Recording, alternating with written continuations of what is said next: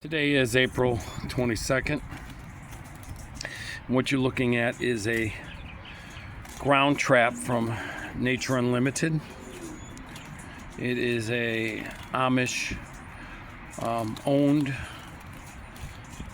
store in Topeka, Indiana that make products for wild birds.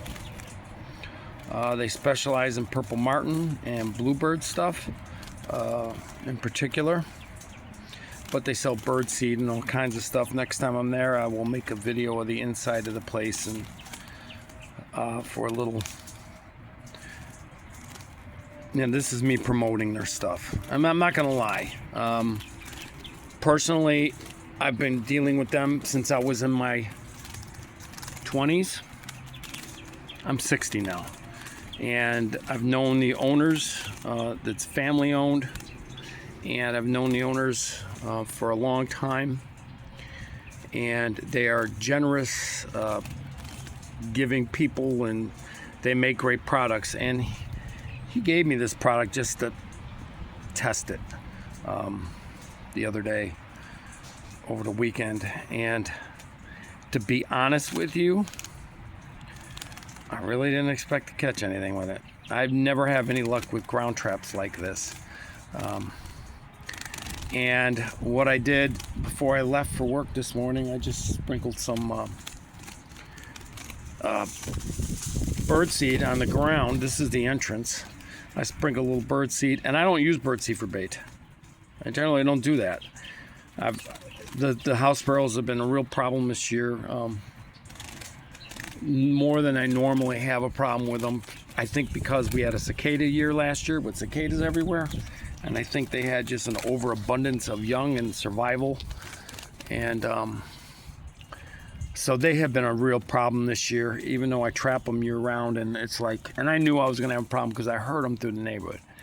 So anyway, before I left for work this morning, I just threw some of this seed out here, and I threw some seed here, and I threw some in there, and I threw some in the inside. Now, I don't like to use seed. I would prefer to use breadcrumbs or bread products or something. And I wasn't expecting this today. I wasn't expecting. So what it is here's the entrance.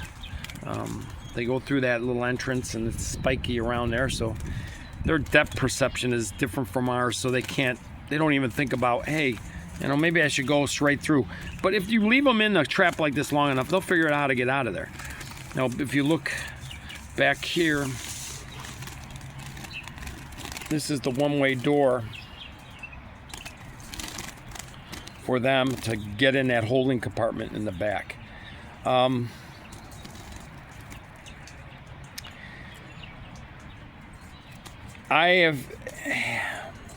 We'll see how well this works. As far as keeping them back there, as you can see, I really wasn't expecting to catch them, but what I got is 2 males and 2 females, and this is the compartment here. Get your hand in. Oh, come on, I can't.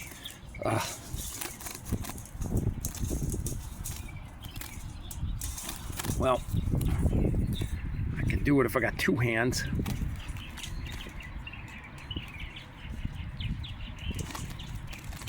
Okay, there we go. All right. So let me go in here and grab one of these guys.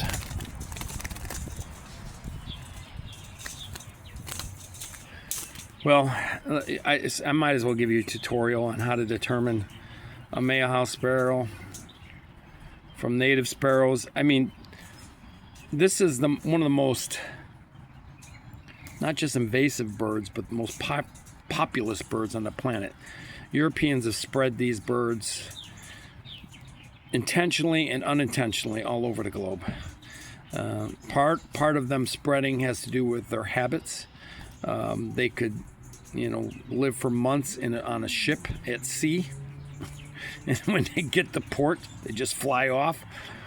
In the United States, they traveled the rails, meaning they were in the rail cars. They stayed in the rail cars, but if you notice that you cannot mistake this for any other bird in the United States. They got this black bib. They got this chestnut.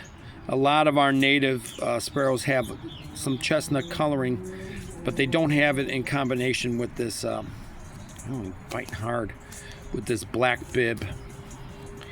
And then they have this chestnut colored wing. The male is just so indistinguishable. Now there is another invasive that hasn't really spread around the country. It's in like the St. Louis area, called the Eurasian tree sparrow, where they look very similar to this. The male and the female look like this.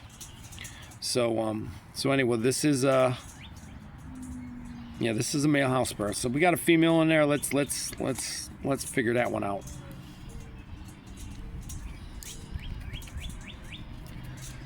In case you're wondering what happened to that guy, well, let's just say he slipped the mortal coil. Let me put this here, because I do not want to lose one, particularly the male. Come on. Okay. All right. We got the female here.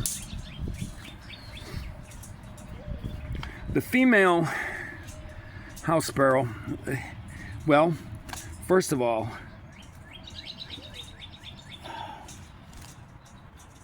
we'll take our buddy over here and just show you the differences. So, house sparrows are sexually dimorphic. In case you didn't know, human beings are sexually dimorphic creatures as well. She does not have that black bib, if you can see. She also doesn't have the solid black bill that the male has here. He's just sleeping. Okay, just in case anybody's wondering, he's just sleeping nicely. He's all happy and he's sleeping. And she also does not have his coloring. If you look, she does not have any of that chestnut coloring that he has on the wing at all, or the chestnut coloring on the head. Now, a lot of our native sparrows look very similar to a female house sparrow. And one of the ways I could tell them so easily is they are definitely very grab and dray. Most of our native sparrows have a lot more chestnut in them. They have a lot more of the chestnut coloring and streaks in them than female house sparrows. Female house sparrows tend to just be this, And the other thing, if you notice, she's got this like eye stripe. If you look on the corner of her eye and the feathering that goes back, that's indicative of them too. This looks very similar to a chipping sparrow, but chipping sparrows have a chestnut colored cap. The males and the females look the same, and they're also much smaller. Excuse me. If you really are worried about trapping our native sparrows, don't use seed. Don't use what I used here. This was just something I didn't expect this. I didn't really expect this trap to work as well as it did. So anyway, what I typically do is I will save. The trick to me for catching house sparrows is I like to save the females, because the males are the ones that are calling for females, and they will get desperate for females. And if they see a female in a trap, they will try to go and approach her and do a little courtship dance. So one of the things I do is I like to leave females alive. So anyway, and in case you're wondering what that little sleeping male house sparrow is going to do, he's not going to go to waste. He's going to be recycled into some reptile food. So anyway, I hope that helps you to understand that, to be able to tell the difference between these two, the male and the female house sparrow. And then lastly, if you're interested in any of these products, this is their phone number here. And this is some of their products. Now, he doesn't have a price list on here. You have to call them and ask, because shipping obviously costs money.